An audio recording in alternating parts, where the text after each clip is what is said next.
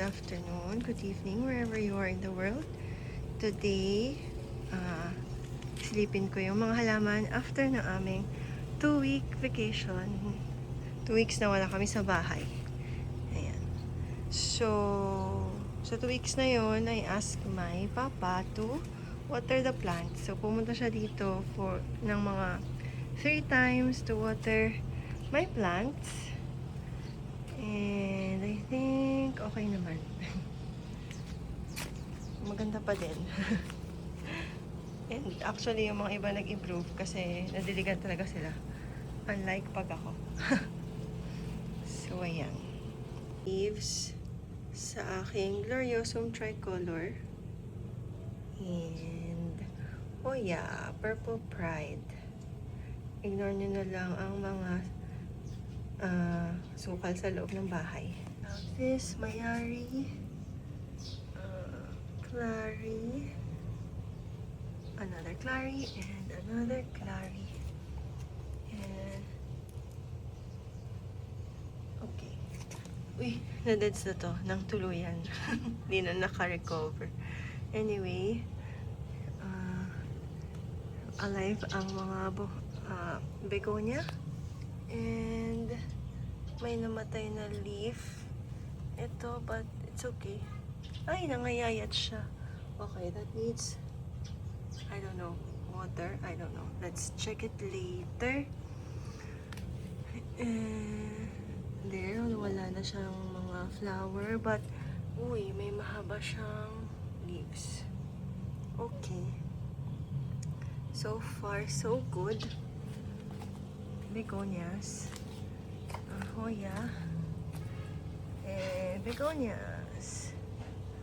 Okay. Inahon ko yung mga ibang plant kasi I think nag-root rot. Especially this one. Yung Metrata Silver. Huhu. But, okay. Merong palakanon. Propagations and this one. Not a propagation, but natuyo to pero naka-recover na siya. Ito yung napabaya ang Scindapsus. Ayusin ko to soon. And yung allocation na bago. Oh, they're alive. Nice. So, dyan lang sila. Hindi ko to napatiligan. I don't think tiniligan ni Papa. But, naka-close siya. So, I think, ayan, maganda naman ang kanyang kalagayan. Doon ko na din nilagay yung propagation ng Hoya peltata na maliit. So, I think okay naman siya. Hindi yata. Hindi ko alam kung naabot ng dilig, but these are thin. So, idiligan ko ito later. Ito, kakaahon ko lang din doon sa tray. So, this is okay and firm. Okay naman yung ibang Hoyas dyan. This one has firm leaves naman, but meron siyang namatay na old leaves. That's okay.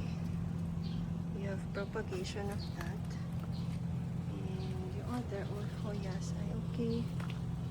This one is staying alive, that orchid.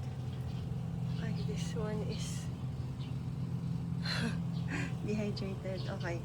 So, yung mga hanging kailangan diligan. This, nilagay ko din sa tray. Meron pa silang reservoir. May mga bagong dahon. Itong Sylvaticum. And, yay! Lumago itong, anong tawag dyan? Hosta. And ito, ganda ng variegation. Tagal ko na niyang plant. Tapos namamatay siya sa akin. Tsaka nag-revert. But now, bigyan niya ako ng mga gandang dahon. Thank you. Okay. Yan lang. Sa tray ang mga yan. This one medyo nag-dry. But that's okay. Ooh. Ayan, medyo nag-recover din. Nakalbo din tong isa na to. Nirepot ko. Tapos, yan. Nadiligan siya ni Papa. So, that's good. Ito ay may mga What are those white ones? Tawag dyan, mealybugs. So I have to do something about that. Okay. Ooh, new leaves sa aking Hoya. Snowy. Nice. This one needs water. And yung aking mga platycerium also needs water. Ooh, buds. Hi. Needs water then. Okay, so this wall needs water right now. But in general, ay good. Wala na siya, but buti na lang nakita ko pa yung flower na bukas. Okay. Wow. Ang laki nito ah. So big. Okay. Wow, parang okay naman. Okay naman lahat, halos. Yun lang, Metrata silver. Okay. This is good too. Not okay. Euphoria. And this, ayan, nag-overgrow na yung plant na yan. And yung matinik na sampinit. So, kailangan ko yung supilin. Kasi matutusok kami. And nag-flower ang aking mini cattleya. Wow! Okay. Meron pa bang iba dyan na nag-flower? May mini orchid pa dito. No flowers, but ito may mga new growths. Pero medyo reverted. Pero okay lang. Maraming splash. Ito, nag-grow din. Nice. That's SP Papua. Hoya SP Papua. Orchids. Ito ay kakaroon pa ng kasunod. Yung nasa loob ay drinap na niya yung kanyang spike. But ito may kasunod pa. So, nice. Ito ay natuyot. Staying alive lang siya. Ewan ko kung mabuhay ko pa yan. Pero anyway, okay lang. Okay, tanggal lang yung dahon na yun. This one is good din. Ito may mga natutuyot, but okay naman, the rest. And yun. Flowers. Flowers. And flowers. Nice. Medyo tuyot, but this one, nagsanga. Na kalbo ko yan eh. And yung propagation ay nabuhay, so good. This one is staying alive. This one too. Hintay ko lang yan mag-recover. Meron pa akong iba dito. This one is not looking so good, but there's a new growth. So, abangan natin. Another begonia. Marami pa ako dapat begonia dito, but I think they need some care and love. This one too. Parang kailangan diligan. This one is recovering, and this one has new leaves. Yay! Yung flower pa yun. Nice. And this one is still not growing anything. Okay. Wow. Ito, poinsettia. Ang laguna niya. Oh, I can't wait. Sana mag-color siya pagka medyo lumamig-lamig. Okay. Okay siya. Mint. And odorata. Something. Odora? Ay, basta yun. Hindi ko maalala. But, staying alive in the heat. Mycans. Ooh. Ang ganda ng color. And, wow. Lumago ito kay Papa. Thank you, Papa. Itong, ano mo ang tawag ito? Rabbit's foot. Hindi ko yan mapaganda eh. Okay. Here's a front. Pink. Malago pa rin. And kailangan lang siguro. Ay, hindi. Okay pa naman. Firm. Ito kailangan lang maging pink. Kailangan. And this one medyo lumipis, but nawalan lang ng dahon. Pwede namang itanim ulit para mas maging pushy. And yun na yung mga ibang propagation. So, that's good. Caladium. And meron nga pala tayo dito natuyo na yung iba. But yan, propagation box and staying alive box. Okay pa naman. Ito, yung kilid. Ito yun. And Monstera, hello. Ganda ng variegation. Same naman. Lizzie. And variegated ZZ. Actually, this one, propagation ko yun sa hiningi kong dahon sa isang restaurant. Nice story yun. Pero ayan siya. Ilang taon na ba yan? 2 years? Ayan siya. Hindi variegated ito na tas yung dahon na pinapagkit ko namatay na. But this one is full white. Cute. Yung propagation. Kalbe iba. Recover na yung isang gumamela. And this is a guava. Okay, okay. Staying alive. But struggling. I want to remove that. Ito supposedly ay herbs.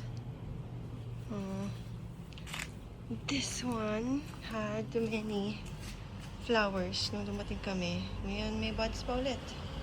Thank you, Papa. Yung lemon tea, kawawa. I don't know if this is still okay. Napeste ata siya eh. Nangayayat na yung mga bunga. Sana makuha pa siya ng trim at ma-recover.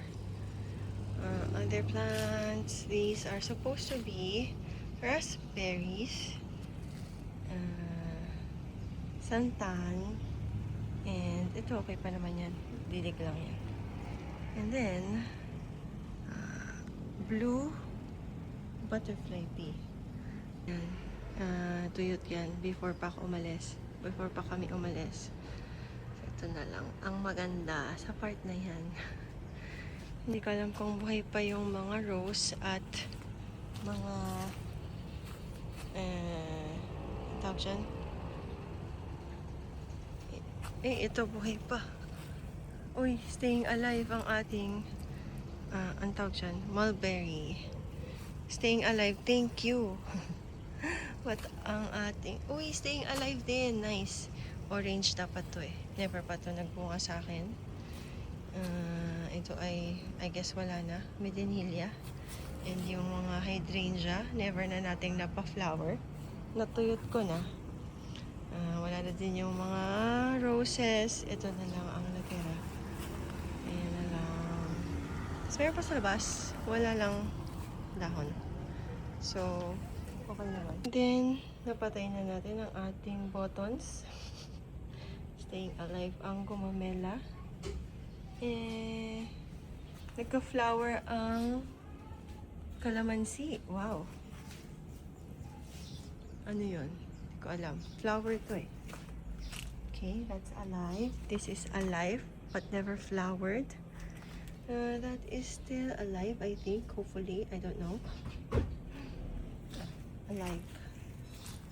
This needs to be cleaned. No, but this is okay, I think. Yan ay didiligan ko at tingnan natin kung mabuhay pa, but those are caladiums. And another, what do you call that? I forgot. I will put it on the screen, but it's alive. Yan. So, okay naman. Ayun lang sa outdoors. Later, I will take a video of the plants indoors, but okay naman din yung mga yun. Indoors is this Hoya propagation closet or basta clear container. And then ito sa may window, yung iba ko pang propagations na mas marami. This carnivorous plants, Hoya, ayan, and begonia, and some succulents there. Ayan. Medyo nag-grow yung mga ibang Hoyas nung wala kami. So that's good. And then here, yung mga nasa may window din sa taas. Sa may hagdan, mga begonias, string of plants, and alocasia. Yan. And then this philodendron whippleway. Acroniana, black silver, and Acroniana super silver. Ayan. Pareha silang nag-flower habang wala kami. Tapos nadat din namin na in full bloom ito. But di ko na nakunan. Then, Rhaphidophora tetrasperma albo na nilipat natin sa nakaraang video. Ayan, nag-grow siya nung wala kami. No change on our Queen Clarinervium. May nalalagas sa Solanum oleanum pero okay lang. Natuyot na jewel orchids. Itong nasa corner na to, ayan, nag-bud ulit yung Huskeliana. Tapos, itong Linnaris, parang wala namang nagbago. So, nag-effect naman yung self-watering setup niya. And then, all the others are also in self-watering pots and pond. So, okay naman sila, nag-grow. Katulad nitong Mathilde Enervar. Tapos, ayun, may mga ibang natuyo, like these two. Pero, mostly okay naman.